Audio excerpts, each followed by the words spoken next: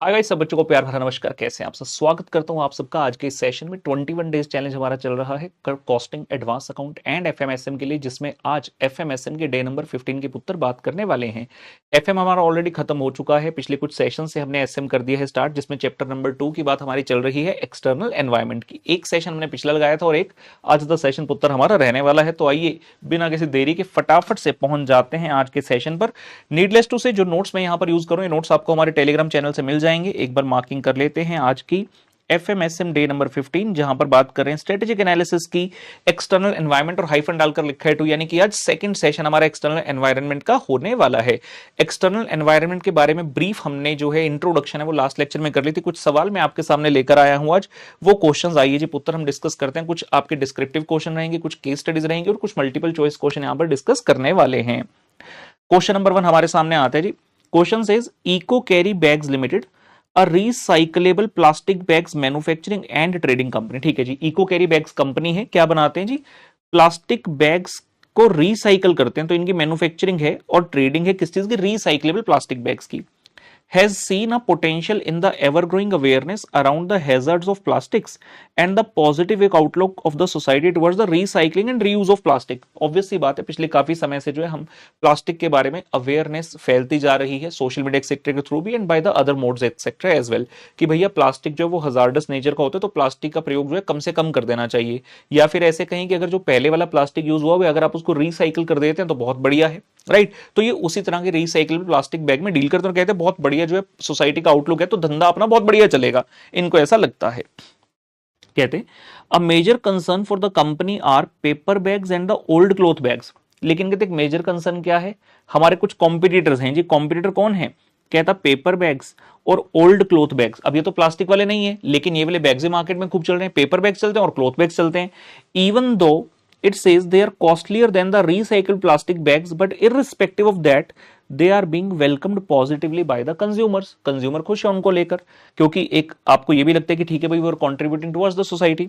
So it says identify and explain that competition from paper bags and old cloth bags fall under which category of the Porter's 5 forces model for the competitive analysis. तो कहता है भैया identify करो और थोड़ा सा explain करो कि पोर्टर साहब की जो 5 फोर्सेस मॉडल है उसमें जो आपके 5 प्रेशर्स होते हैं उसमें से कौन से प्रेशर से वाला केस जो है डील करता है। क्लियरली हमें समझ में आ रहा है, अगर हम रिसाइकलेबल प्लास्टिक बैग वाले हैं और दूसरा पेपर बैग और ओल्ड क्लॉथ बैग है, तो ये सब्स्टिट्यूट्स है हमारे।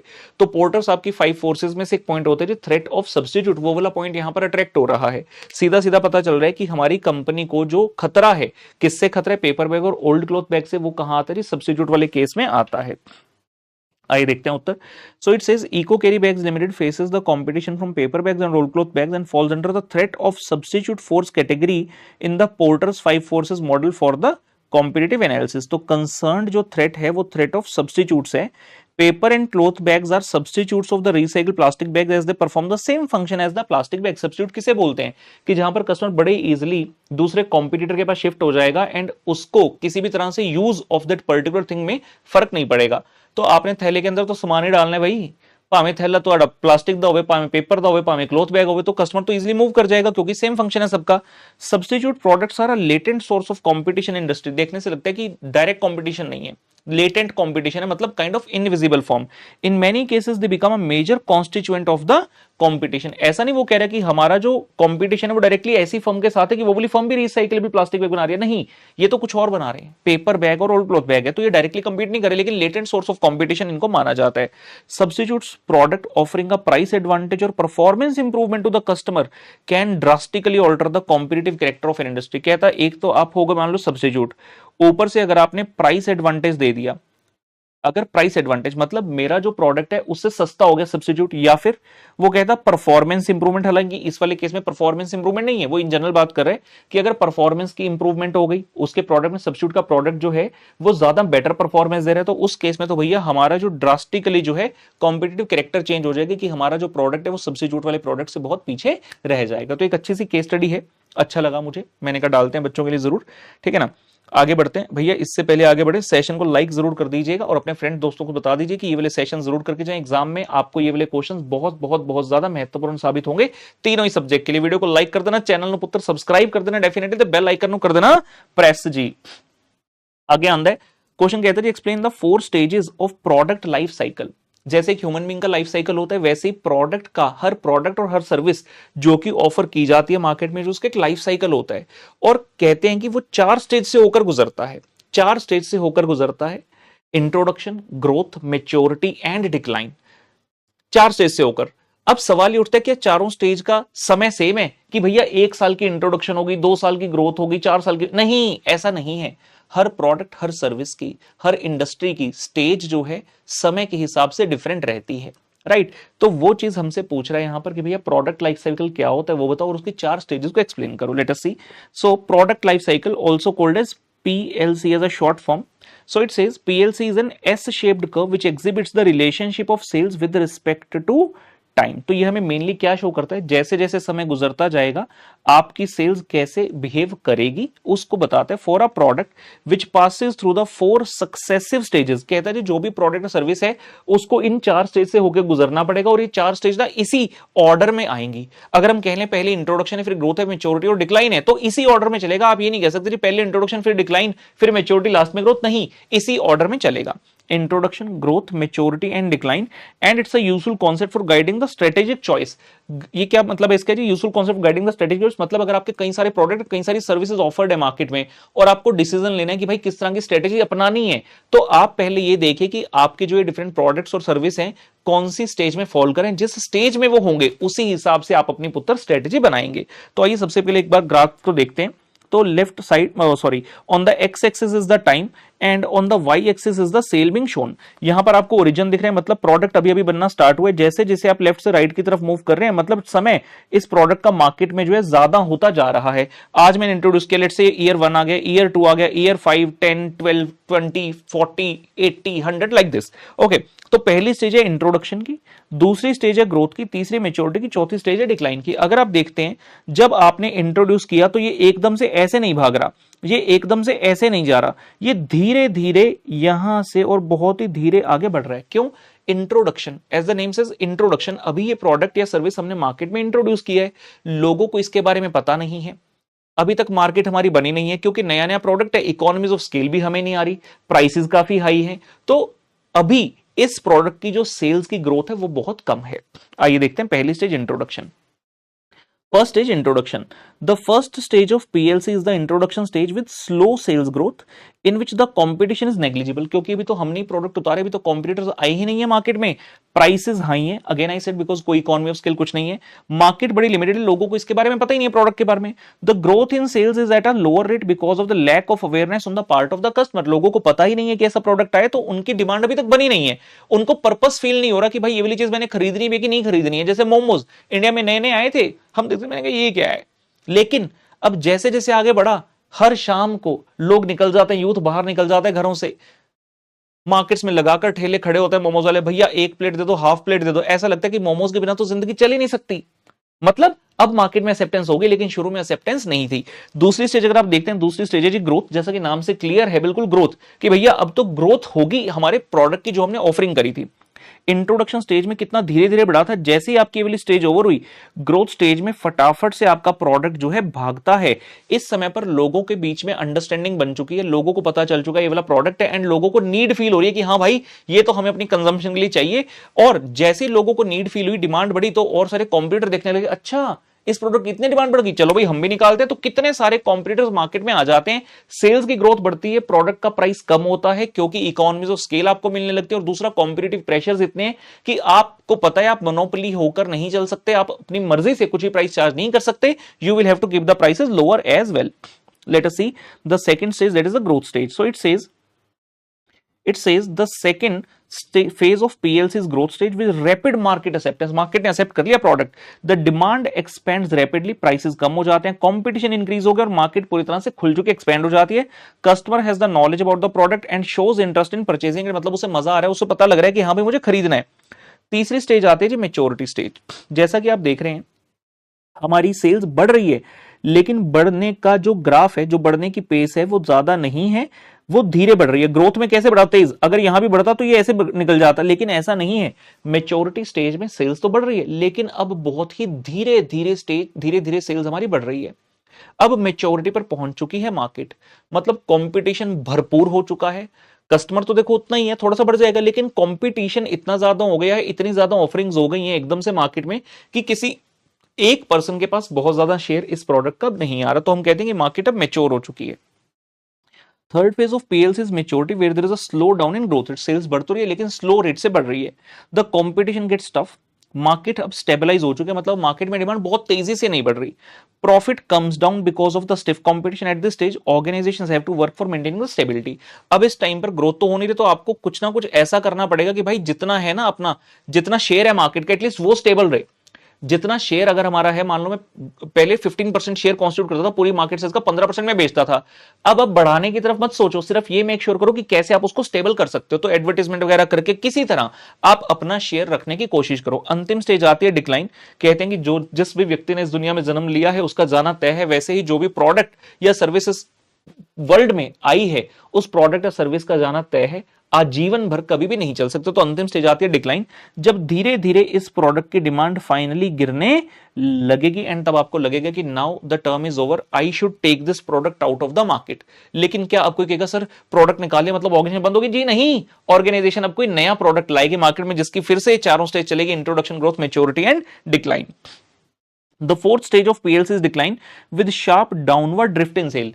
अब तक तीसरे पॉइंट तक सेल्स बढ़ रही थी, इंट्रोडक्शन में धीरे बढ़ी, ग्रोथ फेज में बहुत तेजी से बढ़ी, मैच्योरिटी फेज में बढ़ी लेकिन बहुत धीरे धीरे। चौथे में सेल्स बढ़ नहीं रही, सेल्स नीचे आ रही है, डाउनवर्ड सेल है। Sales and profits fall down sharply due to some new product replacing the existing product. Combination of strategies can be implemented to stay in the market either by diversification, retrenchment. कहता है अगर आपको market में रहना है आप कुछ ना कुछ स्ट्रेटेजी लगाकर रह सकते हो, बट अल्टीमेटली सेल्स डाउन हो चुकी है, आप इस प्रोडक्ट को मार्केट से निकालकर बेटर है दूसरा प्रोडक्ट मार्केट में ले आइए। तो ये स्टेजेस जो हैं चलती हैं। जैसे कि for example let us talk about the Alto car. Alto car जब इंडिया में आई, मारुति ने लॉन्च करी, भाई हद हद ताबड़तोड़ सेल करी उन्होंने। इंट्रोडक्शन हुई, इंट्रोडक्शन में लोगों ने कहा यार ऑल्टो क्या कर लेगी, मारुति भी तो यही फंक्शन परफॉर्म करती है, उसमें मारुति जेन भी आती थी। लेकिन धीरे धीरे कंपनी ने क्या किया, जेन वगैरह के मॉडल निकाल दिए बाहर, ऑल्टो रह गया। इंट्रोडक्शन स्टेज में चाहे धीरे ग्रोथ ही, फिर ग्रोथ स्टेज में, सेकंड स्टेज में जबरदस्त ग्रोथ देखी गई। तीसरी स्टेज आई मैच्योरिटी, जहां पर उसकी सेल्स जो है स्टेबलाइज हो गई। लेकिन जब चौथी स्टेज आई डिक्लाइन, उनको समझ में आ गया कि अभी ऑल्टो के नाम से नहीं चल रहा, उन्होंने ऑल्टो खत्म करके ऑल्टो K10 निकाल दी। तो डिफरेंट डिफरेंट वेरिएंट्स उसके समय समय पर ये करते रहते हैं, लेकिन जो प्रोडक्ट था उसका एक फेज था, लेकिन आज के डेट में वो फेज कभी नहीं आने वाला क्योंकि वो प्रोडक्ट अब डिक्लाइन स्टेज तक पहुंच चुका था। बट यस, कंपनीज उसकी बजाय दूसरे न्यू मॉडल्स निकालते रहते हैं। तो वो एक तरह से हम प्रोडक्ट लाइफ साइकिल का ग्राफ वहां से समझ सकते हैं। आगे देखते हैं जी, एक question number 3, one more question with us. It says what are the 5 constituents of the Porter's 5 force model. कहता भाई बताओ वो 5 फोर्सेस मॉडल जो बड़ी फेमस है उसके 5 फोर्सेस कौन सी होती हैं, and discuss any 4 ways to discourage a new entrant. 5 forces में से एक होता है थ्रेट ऑफ न्यू एंट्रेंट। तो कह रहे भाई उसको डिस्करेज करने के लिए कि न्यू एंट्रेंट्स आपके बिजनेस को हैम्पर ना कर सकें, उसके भी कोई 4 तरीके बता दो। तो दो चीजें हैं, पहले 5 कॉन्स्टिट्यूएंट्स बताने हैं पोर्टर 5 फोर्सेस मॉडल की, जिसमें क्या क्या आते हैं जी, थ्रेट ऑफ न्यू एंट्रेंट्स की मेरे बिजनेस को अगर कोई न्यू एंट्रेंट आ गया वो थ्रेट दे सकते हैं, या फिर जो बायर्स हैं अगर वो बार्गेनिंग पावर स्ट्रांग होगी तो दिक्कत कर सकते हैं, जिन लोगों से मैं सामान लेता हूं सप्लायर्स उनकी बार्गेनिंग पावर स्ट्रांग होगी तब प्रॉब्लम आ सकती है, या फिर nature of rivalry in the industry means from the competitors, and अंतिम में थ्रेट ऑफ सब्स्टिट्यूट्स। तो ये 5 चीजें जो हैं ये कॉम्पिटिटिव प्रेशर्स हमारे लिए लेकर आती हैं, जिसको हमें ध्यान से समझना चाहिए एंड इनको टाइम टू टाइम हमें देखते रहना चाहिए, so that I can take my steps accordingly. Okay, strategy हम अपनी बना सकें। अब इसमें से जो पहला है ना थ्रेट ऑफ न्यू एंट्रेंट, उसके लिए क्वेश्चन पूछ रहे हैं कि how can you discourage a new एंट्रेंट। तो हम इसको बोलते हैं बैरियर्स टू एंट्री, कि कौन सी चीजें हैं ऐसी जिसके कारण न्यू एंट्रेंट को हम रोक सकते हैं, फिर ऐसा कहे कि हमें खतरा नहीं होगा। कब? 4 पॉइंट बताओ। पहला, कैपिटल रिक्वायरमेंट। अगर मैं किसी ऐसे बिजनेस में जहां पे एक ह्यूज अमाउंट ऑफ कैपिटल चाहिए होता है, तो किसी भी न्यू एंट्रेंट के लिए एकदम से आना और मेरे लिए खतरे की घंटी बनना बहुत मुश्किल है। फॉर एग्जांपल मैं टेलीकॉम बिजनेस में हूं, टेलीकॉम में गिनी चुनी कंपनीज है, एयरटेल है, जियो है, आइडिया, वोडाफोन वगैरह है, ठीक है जी। अब अगर आज के टाइम में सोचूं मैंने कहा मैं भी कंपीट करूंगा, क्या मैं कर सकता हूं? नहीं, मेरे पास इतना कैपिटल नहीं। किसी भी न्यू एंट्रेंट के पास एकदम से इतना अमाउंट होना जिससे वो इन बड़े जायंट से कंपीट कर सके बड़ा मुश्किल है। So when a large amount of capital is required to enter in industry, the firms lacking funds are barred from the industry, so it enhances the profitability of the existing firms, क्योंकि कोई नया competitor आ ही नहीं रहा। दूसरा कहता है जी economies of scale.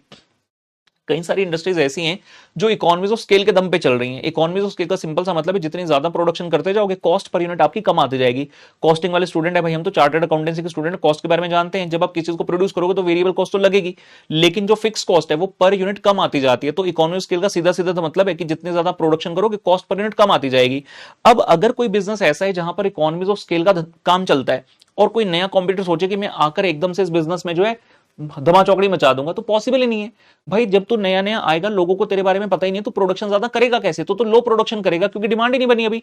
For example I talk about the biscuit, let's say I am talking about hide and seek biscuit. अब hide and seek biscuit ऐसे है जो पूरे भारत भर में ऑलमोस्ट हर शॉप पर आपको मिल जाएगा। मतलब सोचो दिन के करोड़ों बिस्किट बन रहे हैं। अब मैं सोचता हूं कि मैं ना बिस्कुट मैन्युफैक्चरिंग में आ जाता हूं। अरे भाई हाइड एंड सीक जिस पैकेट को 10 रुपए का दे रहा है, उतने साइज का पैकेट अगर मैं बनाऊंगा, पता लगा मेरी जो सेलिंग प्राइस है वो 50 रुपए आ रहा है, कौन लेगा मेरा बिस्किट? कोई भी नहीं, क्योंकि 10 रुपए में हाइड एंड सीक मिल रहा है उनको। तो मैं कंपीट कर ही नहीं पाऊंगा। क्यों? मैं भाई दिन के करोड़ बिस्किट नहीं बना सकता, मेरी तो डिमांड ही नहीं है। मैं तो दिन के कुछ हजार या कुछ लाख बिस्किट बना लूंगा, and by the time I will reach hide and seek capacity, जब तक मैं उस तक पहुंचूंगा तब तक मैं इतने सारे लॉसेस इनकर कर चुका हूंगा। तो अगर इकोनॉमीज ऑफ स्केल वाला कोई बिजनेस है तो न्यू एंट्रेंट के लिए बड़ा मुश्किल हो जाता है। So it says many industries are characterized by the economic activities which are driven by economies of scale, which means decline in the per unit cost of production as soon as the volume grows. A large firm that enjoys economies of scale can produce high volume at lower cost, which tends to discourage the new entrants. So third one comes as product differentiation. कई industries ऐसी हैं जहां पर product की differentiation के कारण वो अपना प्रोडक्ट कस्टमर को बेचते हैं। अब डिफरेंशिएशन आप कब करोगे? पहले आपको नॉर्मल प्रोडक्ट तो बनाना आना चाहिए ना, डिफरेंशिएशन तो बाद की बात हो गई। पहले आप एक नॉर्मल असेंबली लाइन की तरह अपनी एक चीज की कॉन्टिन्यूस प्रोडक्शन करो। जब आपने काफी समय उस प्रोडक्शन में लगा दिया, अब आपने कस्टमर के टेस्ट को समझना स्टार्ट किया, तो आपने कहा ठीक है इस प्रोडक्ट को मैं डिफरेंशिएटेड वे में दे सकता हूं। आपके पास फैसिलिटीज भी हैं, आपके पास कैपिटल भी है, एंड आपको कस्टमर की डिमांड भी पता है, कस्टमर के टेस्ट की नॉलेज पता है, कस्टमर की प्रेफरेंस पता है, तो आप डिफरेंशिएट करके बेच सकते हो। लेकिन उससे पहले आपको नॉर्मल प्रोडक्ट बनाने की नॉलेज थी और आपने वो बनाया, अब जाकर आप डिफरेंशिएट कर रहे हो। अगर कोई नया एंट्रेंट आकर सोचे मैं भी ये डिफरेंशिएटेड प्रोडक्ट दे दूंगा, it is going to be very very tough for that particular person. So product differentiation refers to the physical और perpetual differences, perceptual differences, enhancement which make a product special और unique in the eyes of customer. जैसे कि personal care product हो गए, cosmetic industries होगी, वहां पर ये बहुत चलता है। Differentiation works to reinforce entry barrier because the cost of creating genuine product differences may be too high for the new entrants, क्योंकि उनको इस बिजनेस की नॉलेज ही नहीं है अभी। तो न्यू एंट्रेंट जो को एकदम से डिफरेंशिएटेड प्रोडक्ट दे नहीं सकता, और अगर देने की कोशिश करेगा तो कॉस्ट बहुत ज्यादा उसकी आ जाएगी। लास्ट आता है जी ब्रांड आइडेंटिटी। ब्रांड आइडेंटिटी इसका मतलब क्या है? कस्टमर किसी पर्टिकुलर ब्रांड के साथ अटैच होते हैं। भाई ब्रांड एक ब्रांड आइडेंटिटी भी होती है। Customers feel a kind of loyalty with a particular brand. अगर आप किसी पर्टिकुलर ब्रांड का सामान खरीदते हो तो आप उसके प्रति लॉयल हो, चाहे कोई भी नया ब्रांड मार्केट में आ जाए, आप हिलते ही नहीं। जैसे आईफोन वाले लोग हैं जी, उनको है कि भाई आईफोन ही लेना है, चाहे आईफोन में मैं कह रहा हूं 10 दिक्कत आ जाए, उन्हें 10 चीजें की प्रॉब्लम आ रही हो कि यार ये वाला फंक्शन ठीक नहीं, ये वाला ठीक नहीं है। I am not an iPhone user. मैंने लिया था एक बार, बड़ा खुश था, मैंने कहा लेते हैं आईफोन। जब मैंने यूज किया मैंने कहा भाई इसमें तो सब कुछ उल्टा है, मेरे पल्ले नहीं पड़ता, तो मैंने छोड़ दिया। लेकिन कितने ही ऐसे लोग हैं, मैं आज तक किसी भी ऐसे पर्सन से नहीं मिला जिसने मुझे कहा जी मैंने एक बार आईफोन यूज किया और उसके बाद मैंने एंड्रॉइड उठा लिया। वो कहते जी हम तो आईफोन ही यूज करते हैं। तो इतना स्ट्रॉन्ग ब्रांड कॉन्शियसनेस और ब्रांड आइडेंटिटी है उनकी। तो ये वाला पॉइंट ये कह रहा है कि भाई ऐसा थोड़ी कोई भी नया नवेला आके अपने को मार्केट से हिला देगा। हम मार्केट में इतने साल से झक मार रहे हैं क्या? हमने भी तो अपने ब्रांड की वो बनाई है, आइडेंटिटी बनाई है। लोग हमसे अटैच है, हमसे सामान लेके जाते हैं और हमारे कस्टमर फिक्स हैं जी, इतने सालों से हमारे पास ही आ रहे हैं। जैसे मान लो आपके गली मोहल्ले में कोई मिठाई की दुकान है जी, 4 दुकानें मिठाई की, अगर आप किसी एक दुकान से मिठाई ला रहे हैं ना, आप उसी दुकान से मिठाई लाएंगे बार बार, क्योंकि आप कहते हैं जी अपना रिश्ता है जी, हम तो हर बार इसी से लेते हैं। तो कहता है brand identity of product service offered by existing firms can serve as another entry barrier. Brand identity is particularly important for infrequently purchase product which carry a high unit cost to the buyer. मतलब ऐसा नहीं है, मान लो infrequently purchase, जैसे मैंने mobile की बात की, ऐसा नहीं रोज रोज जाके ले रहे हैं, कभी कभार लेते हैं। तो कहता है ऐसी चीजों में तो और भी ज्यादा ब्रांड आइडेंटिटी इंपॉर्टेंट है। New entrants often encounter significant difficulty in building up the identity of brand because to do so they must commit substantial resources over a long period. अगर कोई नया एंट्रेंट आगे सोचे मैं एकदम से दूसरे बिजनेस को हिला दूंगा, ऐसा पॉसिबल नहीं है। आपको पहले अपना ब्रांड बनाना पड़ेगा उतना स्ट्रॉन्ग, काफी समय आपको मार्केट में रहकर दिखाना पड़ेगा। जैसे मान लो जी अगर कोई फैमिली है, उन्होंने बहुत साल पहले टाटा कंपनी की कार खरीदी, 5 साल बाद वापस से कार खरीदी और टाटा ने अच्छा परफॉर्म किया, they will not look for either किया और मारुति और hyundai, they will simply say boss I have to buy the Tata car. और आगे आने वाली जनरेशन वो भी कहेगी भाई हमें टाटा की प्रोडक्ट लेना है। मान लो अपने घर में इलेक्ट्रॉनिक्स यूज करते हैं जी, आपने सैमसंग का टीवी ले लिया, बहुत बढ़िया चल रहा है, फ्रिज लेने के बारे में कहते हैं सैमसंग का ही लूंगा, वॉशिंग मशीन के बारे में कहते हैं सैमसंग का ही लूंगा, क्योंकि वो ब्रांड आइडेंटिटी है। तो भाई किसी भी नए एंट्रेंट के लिए आकर हिलाना इतना पॉसिबल इतनी जल्दी नहीं है। ठीक है, बढ़िया प्रश्न रहा, आगे देखते हैं। मल्टीपल चॉइस क्वेश्चन कुछ हमारे सामने आ रहे हैं जी। क्वेश्चन कहता जी KSF स्टैंड फॉर, KSF की फुल फॉर्म पूछ रहा है, कहता की स्ट्रेटेजिक फैक्टर, की सुपरवाइजरी फैक्टर, की सक्सेस फैक्टर या की सफिशिएंट फैक्टर। हाँ जी, करेक्ट आंसर क्या है? Option C. KSF का मतलब होता है की सक्सेस फैक्टर। मतलब किसी बिजनेस में अगर आपको देखना है कि हाँ भाई आप परफॉर्म कर पा रहे हैं बढ़िया, नहीं तो KSF होते हैं। अगर KSF आप अचीव कर पा रहे हैं तो हम कहते हैं भाई बहुत बढ़िया आप कर रहे हैं perform. One more question. It says if an industry's overall profit prospects are above average, अगर कोई ऐसी इंडस्ट्री है जिसके overall profit prospects above average हैं तो कहते हैं उस इंडस्ट्री को आप क्या कह सकते हो? क्या आप अट्रैक्टिव कहोगे, अनअट्रैक्टिव कहोगे, या आप कहोगे कह नहीं सकते, none of the above? Obvious सी बात है, अगर किसी इंडस्ट्री के प्रोस्पेक्ट्स अबव एवरेज हैं ओवरऑल इंडस्ट्री के, तो हम उसको अट्रैक्टिव कहेंगे। वो कंपनी स्पेसिफिक बात नहीं कर रहा है, इंडस्ट्री की बात कर रहे हैं। किसी इंडस्ट्री का ओवरऑल जो प्रॉफिट है वो अबव एवरेज आ रहा है तो हम कहेंगे ये इंडस्ट्री अट्रैक्टिव है। ठीक है जी। तो आज के सेशन के लिए हमारे इतने पुत्र, मुलाकात करेंगे सेशन में, तब तक के लिए बाय बाय।